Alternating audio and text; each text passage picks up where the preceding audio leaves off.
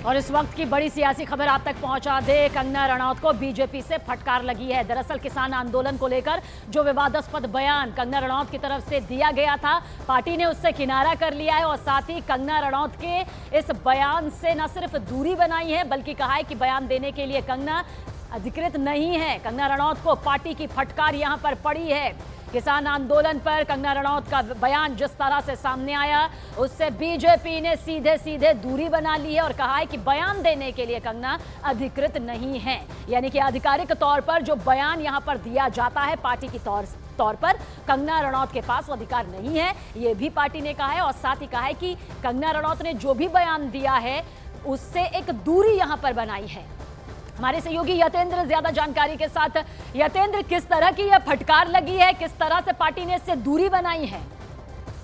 कंगना रनौत ने जो बयान किसान आंदोलन को दिया था, उसको लेकर बीजेपी आलाकमान काफी गंभीर है। उन्होंने इस बयान को काफी गंभीरता से लिया और दो टूक शब्दों में कंगना रनौत को साफ तौर पर निर्देशित किया है कि वो इस तरह के बयान को भविष्य में ना दें। और साफ तौर पर पार्टी की तरफ से बताया गया है कि पार्टी के नीतिगत जो विषय होते हैं उस पर कंगना रनावत को ना तो बोलने की अनुमति है और ना ही वो बयान देने के लिए अधिकृत है। और उनको निर्देशित किया गया है कि वो इस प्रकार के कोई भी बयान भविष्य में न दें। एक तरह से कड़ी फटकार बीजेपी आलाकमान के द्वारा कंगना रनौत को लगाई है, क्योंकि पहले भी वो इस तरह के बयान देती आई हैं, जिसकी वजह से बीजेपी आलाकमान असहज स्थिति में फंसा हुआ दिखाई दिया है। तो इस बार बीजेपी नेतृत्व ने साफ तौर पर कड़ी फटकार लगाते हुए कंगना रनौत को दो टूक बोला है कि वो इस तरह के बयान जिन पर उनको अधिकृत नहीं किया गया, जो नीतिगत विषय उन पर वो ना बोलें। क्योंकि कंगना रनौत ने एक इंटरव्यू के दौरान कहा था कि जो किसान आंदोलन हुआ था उस दौरान रेप और जो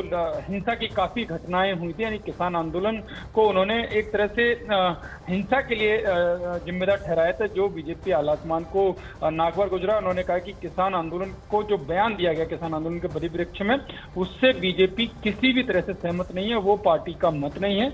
और इससे इस बयान से बीजेपी असहमति व्यक्त करती है और पार्टी की ओर से पार्टी के नीतिगत विषयों पर बोलने के लिए कंगना रनौत को ना तो अनुमति है और ना ही वो बयान देने के अधिकृत है और ना ही इस तरह का बयान वो भविष्य में दे। ये साफ तौर पर कड़ी फटकार लगाते हुए बीजेपी आलाकमान ने साफ तौर पर निर्देश कंगना रनौत को दिए हैं। यतेंद्र, क्या इसे बीजेपी की तरफ से एक बड़ा संदेश भी माना जा सकता है कि भले ही जनता के जनप्रतिनिधि के तौर पर आप चुनकर आए हैं, लेकिन आधिकारिक तौर पर, अधिकृत तौर पर कुछ भी आप अभी नहीं कह सकते हैं? और साथ ही हरियाणा विधानसभा चुनाव सिर पर है, ऐसे में तो एक एक जनप्रतिनिधि का जो बयान है वो भी खासतौर से बहुत ज्यादा अहमियत लेकर आता है।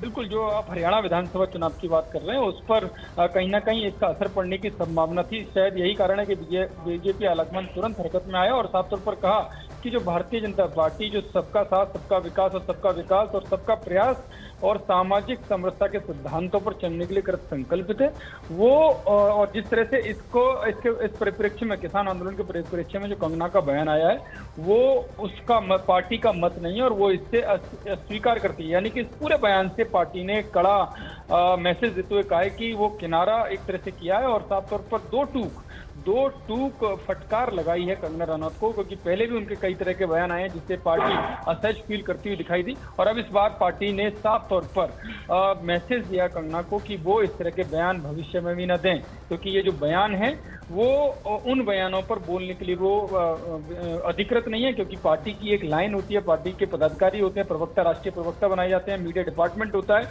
कोई भी बयान जारी करने के लिए। तो जो कंगना रनौत हैं उनको साफ तौर पर मैसेज पार्टी आलाकमान की तरफ से दिया गया है। शुक्रिया यतेंद्र जानकारी के लिए आपका।